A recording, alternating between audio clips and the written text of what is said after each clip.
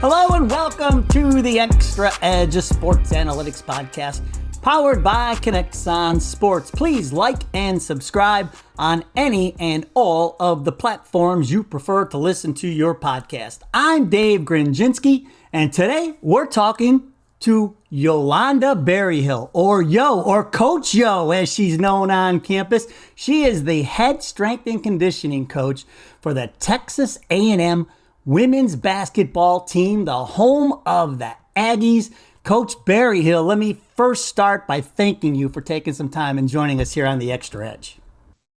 Not a problem. Happy to be here. Well, you and I met at the Basketball Performance Collective in Cleveland, which we will talk about in just a little bit, but let's start here. I know you're off a 19-win season and you made it back to the big dance for the first time in 2 years. Now, we're not going to talk about that controversial no call or the buzzer beater that just missed in your first round game. We will not talk about that. But there is plenty to be proud of in College Station these days, the land of the 12th man. But today we're talking women's hoops. And this is where I start to wonder how much of a role the data played in all of your success so far, and how in the future too. So let's start with the data, Coach. And I mean, you've been at this now for a little while, and I'm just very curious. Where did you first get exposed to data, and then when did you start using it? Ooh, okay. So when I first started off as a younger strength coach, data was not even in my wheelhouse. I went to Georgia State, it was mid-major. Football had some things, maybe baseball, right? But for the Olympic sports, we didn't have anything. So you talk about a stopwatch, a good pen, maybe even a good pencil that with a good eraser and a recording sheet, right? And so that was my intro to data.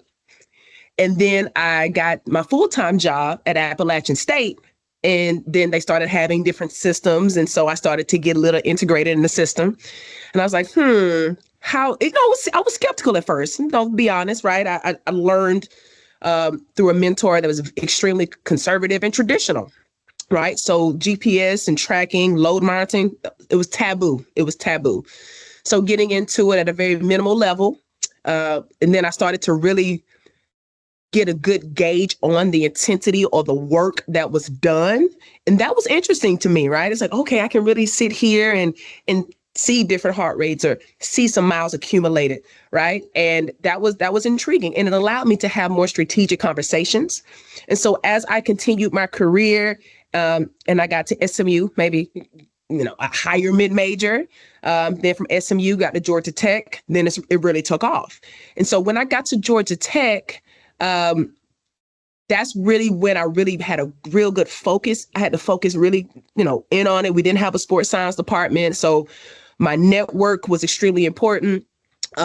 Reading articles, all of that was extremely important for me. And it started to really give some real strategic conversations, some proactiveness, some knowledge in-game sessions that were incredible. And then I got to A&M, right? Aggie land. And they said, hey, yo, what you want? What system do you want? You know what I said? I'm just kidding. I said KINEXON. Yeah, that's right. I was like, I want the best system. They're like, well, what is that? I got with a sports science department and we talked about it, and it was KINEXON. Period. There was no second choice. And so we grabbed whatever arms needed to grab. We got the system, and it's been working phenomenally for us. It's been great. The people around it, the customer service has been nothing but outstanding, in my opinion. Well, that's great to hear. And what I think is interesting about you, and I heard you talk in some other places, and I heard you mention that early in your career you rely on research, right? And then you'd see something new come out in the research, and you'd be like, I don't know about this, And then, but you always did your due diligence and adapted to it if you felt it was worth it. I feel like you went down the same path here with data, huh? Was there a little bit of a trust building in this relationship with data? Absolutely. But the biggest thing was I didn't trust myself, right? Like I was like, okay, this is the start button. I think it's on. Y'all know that so so it probably was a little bit less of trust with KINEXON and more of a lack of trust with me and my own capabilities with the system. And so with the village that we have, I got a cool and a good hand on it now. So, but yeah, it's always that bit of a like, oh, this is uncharted territory. I hope I get this right. I really don't want to, deal with this. If it doesn't work, I got to coach my kids. I can't, it was a lot of those apprehensions at first, but the village we have, it's pretty much a cool routine now. So when you first got started, were you, because there are so many different things you can track. Were you able to like hone in on a few or 10 or can you talk about that? Yeah. When I first started, I was, people were like, hey, what about this? What about that? I'm like, just track it all. I don't know what I want yet. Let's track it all. And when we sit down and we look at it, then we'll trim the fat. But right now, if we can get some data and it helps me create a better program, or it helps me be more proactive, or at least more efficient when I have to be reactive, give me all the data, give me all the information, right? And then now at this point, with the village we have and the support staff that we have now honed it down to a select few in the categories that we feel are sustainable, that can be done when we need it to be done. And so we basically have honed that down. Yeah, I don't want you to give away any secrets, but like we'd like to talk about the metrics trifecta around here, like maybe your top 3 metrics. Are there 3 that you kind of gravitate towards? Like I said, I don't want you to give away any secrets, but if, in a general sense, are there 3 that you're like, yeah, these are the 3 we can't do? Or even just if there's one where you're like, we are always going to make sure we have data in this on this metric. Yeah, well, I can definitely be no secrets here, right? No secrets here. But when it comes to true basketball, like on the court, different things that are very sport specific, we're looking at A&AL and AL, the bins of A&AL. Okay. When it comes for me and my daily training, I'm looking at heart rate. I'm looking at distance. Mainly those are my 2. So I guess we have 4. When you think about it holistically, we have 4 that we truly look at, that we create, reports for. Those are the 4. Mm-hmm. Do you feel like as you look back on it, or maybe, have you looked back on it and thought, man, now that I have this data, like it just opens up your eyes to so many things that you just didn't know before? Yeah, I guess it's less about that I didn't know before and more about how I can truly audit myself in my programming. That's the kind of golden nugget that I have with, tracking and KINEXON, is that it allows me to kind of give a check and balance. And that's what I think is really, really cool. Because outside of KINEXON, how my check and balances work. I'm relying on my coach's eye. It's not bad yet. You know what I'm saying? I can see a good bit. I can get a good feel for things. But having that extra layer that's there to say, hey, we're doing too much, or hey, we're doing just enough, or hey, these trends are trending in a positive direction, or they're not. That is the best thing for me, right? Like I'll be the first one to say, oh, I got to change this up, right? Or I'm like, oh, they're not accumulating what I know they need to accumulate in order to be successful, right? So that checks and balances, that's truly what KINEXON has given me, and it's been delightful, to be honest. It's been delightful. I imagine, you talk about your village there at A&M, all the coaches, everybody on the same page. What types of discussions do you have when the data comes in? Is it up to you to go to the coaching staff and say, hey, this is what I'm seeing? So we have developed a performance and wellness team within our women's basketball program that is comprised of myself, strength and conditioning, our athletic trainer, our sports scientist, our culture, or I would say personal development coach, and then our nutritionist. And then we'll try to have a coach involved when they're available. And then we also have a therapist here, a counselor here that can come in too. So in those meetings, KINEXON does get brought up. We get brought up every meeting, like, hey, we're trending in this direction. Or we can say, hey, this young lady's having a really tough time in academics. Okay, let's look at her trends. Oh, they are trending down. Hey, so-and-so, this is your lane. let's try and figure out what's going on, right? So KINEXON is utilized in many ways. It is more so too in those meetings utilized in a holistic way, right? That holistic way is like, okay, we see a young lady that is just trending down for some reason. Let's get to the cause of this. Maybe it's not physically related at all, but it at least gives us a good insight into how this athlete is performing on a daily basis, right? So that's kind of our performance wellness meetings. Then we have the big women's basketball meetings, right, where the coaches are all there, and we have a sports science fellow, Drew, who is phenomenal. He'll be available to anyone and everybody in a couple years. He is 10 toes down, and he is phenomenal at what he does, and he keeps us all together, not gonna lie. And so when we do sit in those big women's basketball meetings, he takes it upon himself. Hey, this is what KINEXON's looking like. We're doing great, or we could do this, or we could do that. He does a phenomenal job at that. And it is received extremely well, probably the best I've ever seen it received by coaches. Well, and I want to try and maybe get into some specifics when we talk about the insights, but I wanted to ask you this first. Where do you think data collection helps the most in the game of basketball? Is it load management, or does it kind of spread across different facets of the game? Ooh, oh man, that's a great question.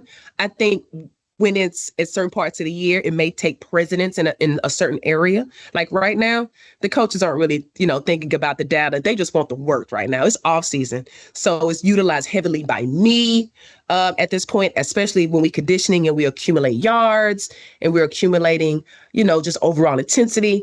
And then our athletic trainer, when it's time to kind of remedy some of those weaknesses or asymmetries we have, we can see those. Return to play right now, too, if we have someone coming off of just some nicks and pains or some chronic things, then we can look at that. So it's utilized heavy in our performance and wellness right now. Let's say we get into 20 hours. Oh, man, coaches are all on it. They're looking at, what by position, by person, by team, what we look like last year. So I guess it ebbs and flows in different areas, but it's utilized everywhere. You hear me, David? Everywhere. That's great to hear. And one of the things that I saw one of your presentations, and you told the group you were speaking to that your goal that day was to help to fill the cracks in their program. And when you said that, I thought to myself, well, that's kind of what data collection does, I think, on a daily basis. And would you agree? Is that because this isn't about replacing coaches? This is about, filling those cracks that you might have in your program, or whatever it is you're trying to accomplish. 100%, 100% is validating, or at least confirming what I'm doing. Right? It is confirming for an athlete. Okay, these asymmetries are now, they have decreased. It is all either confirmation or it's something where, okay, we need a little bit more here. Okay, let's go to KINEXON, right? It could be as simple as, oh, shoot, I missed the time. I had a time run. Look back to KINEXON. Look at this when they started it, looking at heart rate. It's the minor cracks to the big cracks, or just small gaps where we can really feel by getting the information. And this what it is. It's information when we need it. And so let's talk about how you're using that information. Let's talk about some of the insights that you have gotten over the years. And again, I don't want you to give away any secrets, but let's start here first. Are you using the data? Off season I know is different than in season, but is this the information you're collecting used to build practices and build your training in the off season? Yes and yes, yes and yes. So off season, I'm looking at it. I'm a lover of trends, right? So if we're going to see trends at the level that I want to see them, we have to be extremely diligent in collecting the data, right? So we collect it, we phase everything. When I say everything from a warm up to a jog to if there's a run we didn't account for, we are phasing everything. And so when we get those reports on a weekly basis, monthly basis, yearly basis, I'm looking at these things and I'm like, okay, where were we weak here? Okay, let me look at KINEXON. Oh yeah, it definitely shows we're weak here. So we need to think about that for next phase or for next year, right? I'm looking at another line B. Okay, coach mentioned that we weren't great here, so we need to do more here. Look at KINEXON. Okay, we dwindled in June. We need to pick that back up in June. So those putting everything, laying it all out, kind of seeing, confirming, or validating, or seeing if this was reliable or not. That's where KINEXON comes in. And so it helps me build programs. And that's where the individualization for my athletes come in, right? Is that I can see this information. I can see you for you. And I can see that you need, like, this is what needs to be done in order for you to get to the goal that you want to get to, right? And as for a team perspective, right? Coach wants a certain thing. Okay, we need to make sure we work to get to that certain thing, right? So let's use KINEXON and make sure that we are doing everything in an appropriate manner and efficient manner to get to that goal. So absolutely. And then with my coaches, we're in season. I mean, there's been one example I will say that I was very impressed by. Our head coach, asked one day, she was like, hey, we had a tough day this day. What do you think that A&AL should be today? 750, coach. Let's get the 750. It's not too easy. It's not too hard. Let's get the 750. And she knows exactly what drills to put in to get to that 750. So what did that tell you? Well, that tells me that our coach is locked into what her drills, the output that her drills give. And knowing her outputs means that KINEXON is doing its job. So she didn't have to come and look at the KINEXON screen live to see where we were. She knew exactly the drills to put in to get to that 750. I was extremely impressed. So she noticed that her players were lagging a little bit, is what you're saying. And so now that you have the data, you kind of have a database now, right? You have some, you have a lot of numbers behind you. So now it's not just looking at it with her eyes and saying, I don't know, maybe they're a little tired today. Maybe they were out to. The data is telling me that they were off. So what? And again, without giving away any secrets, like what types of adjustments to the drills are made? Do you just say, okay, we're going to let them go at 50% today, or what types of things do you do? I do? So let's say, okay. Well, number one, as a strength coach, I can't control practice, right? So if I'm looking at young ladies and my coach's eyes like, oh man, they are dwindling quickly, right? Maybe it's the middle of the week. We've had a couple, tough days and they're dwindling. Coach can see, we all can see that they're dwindling, right? Go to the KINEXON, live screen. We see whatever that load accumulation is and, go to the head coach, but like, hey, they're here with this load. She can say, okay, well, knowing, right, mind you, now we've had a couple years to kind of gather ourselves and understand our norms as a team. She can say, okay, we're here. Okay, we can probably muster out, maybe let's say another 150, A&AL. She knows exactly what drills to put in that because we built that database. To your point, we built it. We have color coded it. So she knows those hard ones. She knows those in between ones and she knows those light ones, right? And so she can kind of just off the top of her head know what drills to put in, right? Or on the practice plan, she can decrease a drill or increase that drill, knowing what she's going to get from that drill. So that's one thing, right? And I'm just the messenger, right? I'm the one that just, hey, coach. That's my role. Hey, coach, throwing it out there, coach. Hey, coach, throwing it out there. That's my role. That's my role. Yeah. But so then do you have like that aha moment when you look back on that and you made these adjustments and you saw the difference in the players, whether it was the next day at practice or in your next game where you said, man, that really made a difference, us pulling back on them on Tuesday and Wednesday? Did that happen? And were you like, wow? Yeah, great example. This is, we talk about trends again. Love me some trends. It tells me a lot. So from, let's say, year 1 to year 2, right? We went with, that whole time where you have the holiday break and kids go home and they come back and then you're like, oh Lord, I hope y'all did, like that whole, yeah, there's some trust ballerina involved. Dance you do during the holidays. So we get to that point, right? And, we have non-conference right after that break. So you got to be strategic. I don't think we handled the load as best we could that first year, right? We're learning KINEXON. We have a brand new team, brand new coaches. I don't think we did the best job that we could have done, just getting them back and ready. So we made a huge footnote for that year. We're like, I think this can truly be better, right? It seemed as if you know, we could have been more strategic getting ready to play our conference games after the break. So let's put that footnote there. And so in our performance and wellness meeting, we'll talk about it. I mean, we drilled it down, highlighted it. We made a note for it. It is always there. So when we got that binder, right? We get a binder, or again, Drew, he'll be free in 2 years. All right.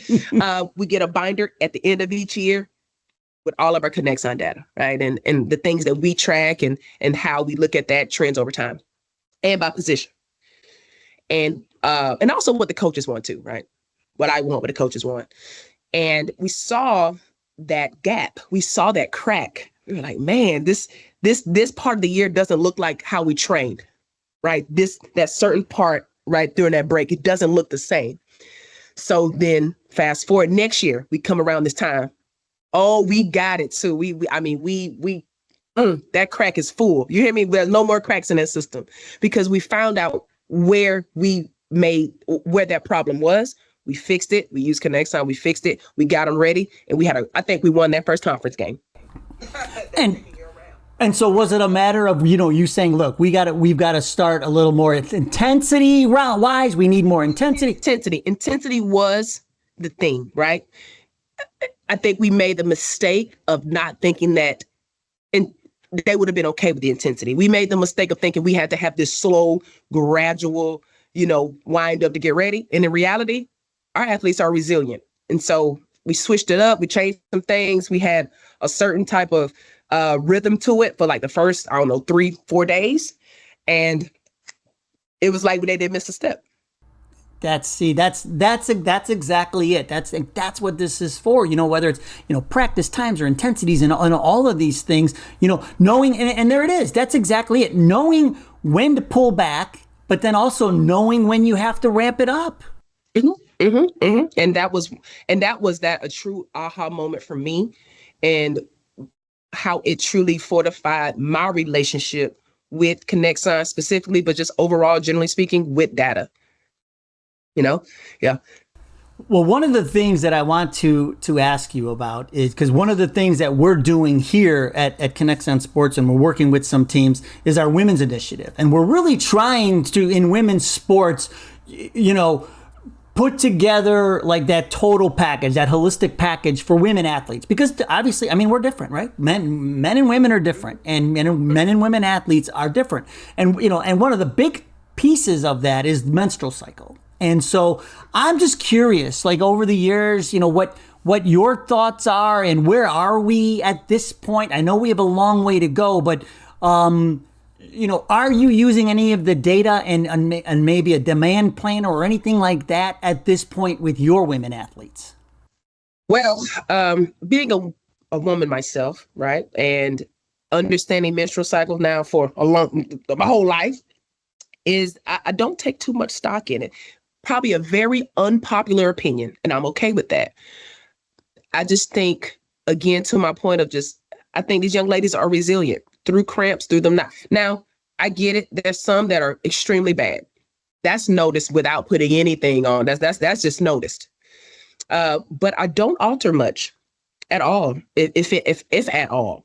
I just think we're resilient that way. I think if there's a game to be played and you're on your menstrual cycle, guess what? You're gonna play that game. Mm-hmm. You're going to play that game, and you are not going to complain about it. So we want to train, and we want to have that same type of attitude and efficiency all year long. There's no, hey, that's okay. Not, at least not here, not yet, not here. But that's what I mean. Like there are such varying opinions, on this topic, but. We can, obviously though, it is a different approach with women athletes for sure, right? Yes, I absolutely, I do agree. But specifically in terms of a menstrual cycle, I don't really change any of it up. If they have to, say they have to take a pause for a second, okay, I understand. But we still do our work, and we still accumulate what we need to accumulate. So, we talked a little bit about practice adjustments and things like that when you look at the data. Has there ever been an instance, whether it's like during a game or like right before a game, where the data speaks about whether it's a specific player, or do you see any trends like your player availability is up since you've been using data, or maybe even a return to play protocol? You have a better return to play protocol with the data. Any of those come to mind? I would definitely say, our first year we had we had to really battle injuries. And so that return to play protocol, David, is fortified. Tell you that. So we definitely use KINEXON heavily for return to play. We have let's say a transfer, currently we have a few transfers, but we had a transfer come in and she battled a ton of injuries. And guess what? We monitor every day, weekly, monthly for her. And she has been proven she has been able to play. Her availability is not 100%, but it's definitely up there. And so as long as we can monitor her stuff and make sure that her joints all together, then she plays every game. But you're looking at her numbers, right? So you know where she is when she's in top peak performance. So if she's only running at 70% and telling you know how if the players are like, Coach, I'm good, let's go, I'm ready to go, and you're looking at it and saying, no, you're not. Like you've been compromised, and I can still see it here. We need you here, and you're only here. Are those the types of conversations that happen? Absolutely. And for that particular young lady, she's responsible enough. Like, she'll go look at the screen herself. She knows her cap.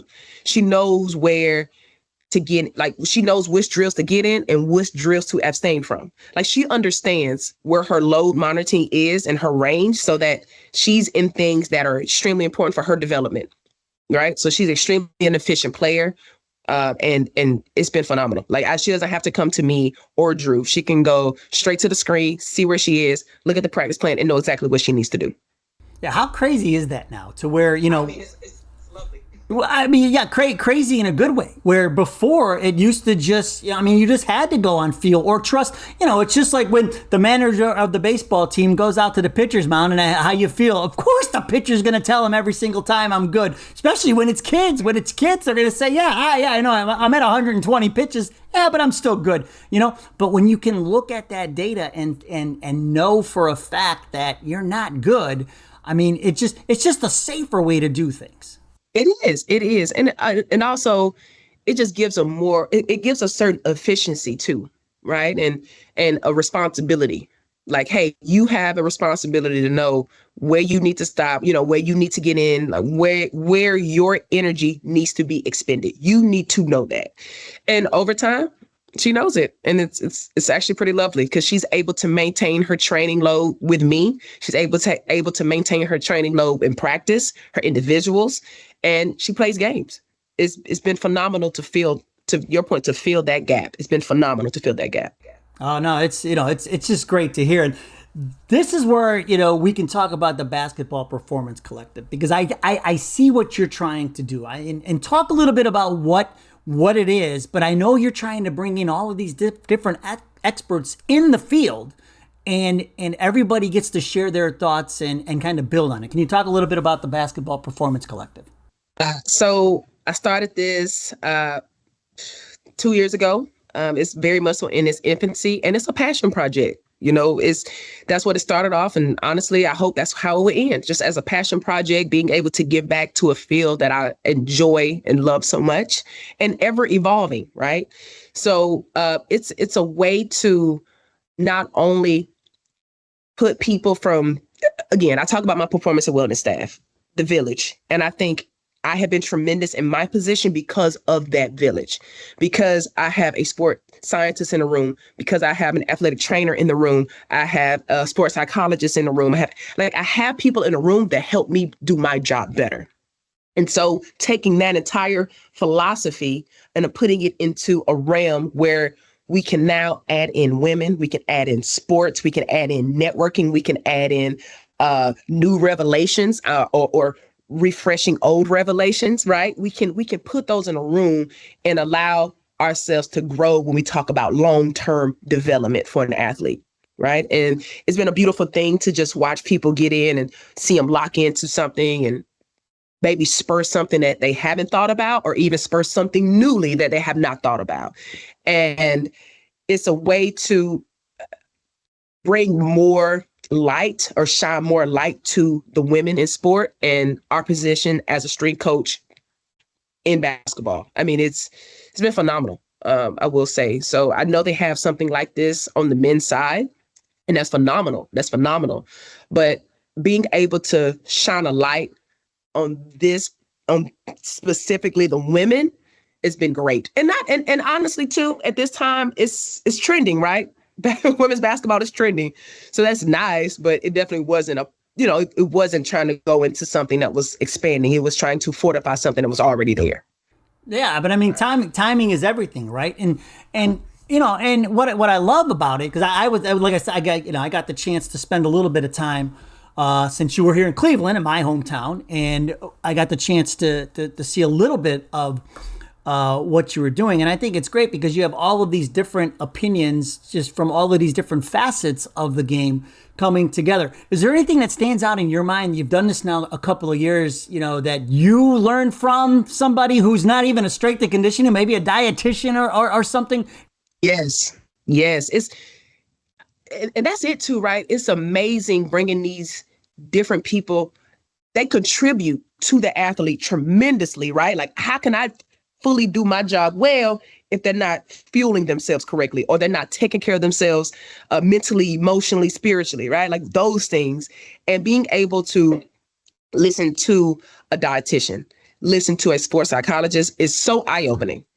Like, it's so eye-opening. Like, I didn't even think of that, right? And it makes me become more of a creative. And I think that's what keeps my training fun. That's what keeps my ladies locked in. That's what keeps things fresh, right? When it's all about consistency, purpose, intentfulness, just grinding it out day in and day. They see my face, I mean, for weeks, all the time, almost every day, sometimes on weekends, so it'll definitely allows me to expand my wheelhouse. No, that's great. And one of the things that I noticed in the time that I was there too, you see data now kind of floating into all of these areas, not just, the strength and conditioning area, but it seems like, analytics and data are kind of, metamorphosizing into, every single facet of sports or coaching now. Is that safe to say? If you're not evolving, you're dying, right? And I think as we continue on in this forever changing athletic environment and atmosphere, it's going to be all about how we do things, right? Because yes, NIL is a big thing now. So I'm sure there's a ton of money that these athletes are getting now, but what sets you apart outside of the money? What sets you apart? I'm sure it's a combination of some of the people, the facilities, but it's about how you do things. And so if KINEXON is going to be the leading monitoring, loading, tracking GPS system out there, then I want to get on that bandwagon. Number one, because I understand that data helps. It helps fill these cracks, number one. And number two, if we're going to compete, let's say with all these other schools, amongst all these elite athletes now that are, phenomenal, coming out of the gate, freshmen, all of that, then we have to make sure we have things structured, running, we have appropriate system. And if we're going to have an appropriate system, I think we have to have some type of technology. I think we just have to. Yeah. Well, and I'm seeing now too, where you're getting data on high school kids now because of the NIL. And it's, if you're gonna be committing money to a recruit, right, you want to know what you're getting, right? It's like going to the produce section and squeezing that melon, right, before you buy it, right? And so to me it makes sense, and that's why I just feel like the whole data collection process is just going to keep filtering down to from high school to who knows, could be eighth graders before we know it. I don't know, but because of the money that's involved. Absolutely. I have the money, and just the tech piece, right? This is what it looks like. This is what it looks like. Yeah, and the answer is that it gives you. Coach, this has been phenomenal. And this is where I like to ask, is there anything that I didn't ask about, or is there something that you'd like to talk about that I didn't bring up? Because I mean, everything that you're sharing here has been great, but is there anything that I missed? Oh man, I think the biggest part for me is just how this has been it gives us a way to keep us all together, right? Like the holistic part of it, the village aspect of it, and how it keeps us grounded is just the biggest thing. Also, when it's time that we talk about low minute players, high minute players, I just want to put that out there too. KINEXON offers a lot of those insights for me when we talk about continually developing athletes through the competitive season. So outside of that, yeah, you hit home. I mean, this is a pillar program. Well, and it's funny you talk about the low minute and the high minute players. Like, I also feel like, when you're building a culture, I feel like the low minute players probably feel more engaged, right? Because they're wearing the sensors too, and they have marks that you want them to hit. Do you experience that too with, when we talk about the 12th man at Texas A&M, when you talk about that person who's maybe the 12th or 15th, person on the end of the bench, having the data and having them, kind of competing against themselves has to help. Right. It definitely has the utmost potential to help. But we do have to realize we are working with 18, 19, year old, athletes who want to play. So I think KINEXON just gives us an end for those strategic conversations, right? Good or bad, right? It's all about being honest, right? I'm not here to shoot smoke. I'm not here to just tell you how I feel or tell you about my coach. I'm here to tell you what this shows in the work that you're doing. So if we have a young lady who may not be in the best mindset, they're not playing, right? And they're just not trying to do extra. Maybe they're just feeling down. Hey, look, if you want to play, you need to be putting in more work. And sometimes that's all they need to hear, right? They need to see it, they hear it. Okay, cool. I need to do more work. Then you have the ones who are intrinsically motivated, that they don't necessarily need KINEXON to give them that motivation. And at that point, that athlete, hey, I'm either going to pull you back, I'm going to keep pushing you forward, right? And so I just think it's how you utilize, it's how you do it, right? And it's been great for us. That's awesome to hear. Now, Coach, if there's somebody who hears this and maybe has some questions for you specifically, what's the best way for them to get a hold of you?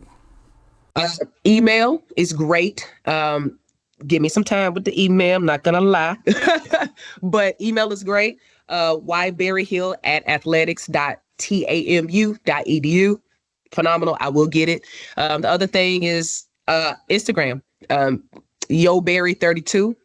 You can find me through Aggie Hoops, women's basketball Aggie, or you can just, find me on IG and DM me and I'm there. Well, this is great. And now listen, not that I don't ever want you to not show up for one of your basketball performance collectives, but let's get you in the championship game and at the Final Four, and maybe you can have Drew run the collective for you while you're out on the court coaching the Aggies to a national championship. David, that's funny. I definitely thought about that. And I was like, what happens if we're in the Final Four and I got this? It's still going to happen. I don't care how it's still going to happen. I usually try to have that BPC on the day between the games. So it'll still happen. I'm still there. It'll just look a little different in that regard, but I would still be there and it would still go on.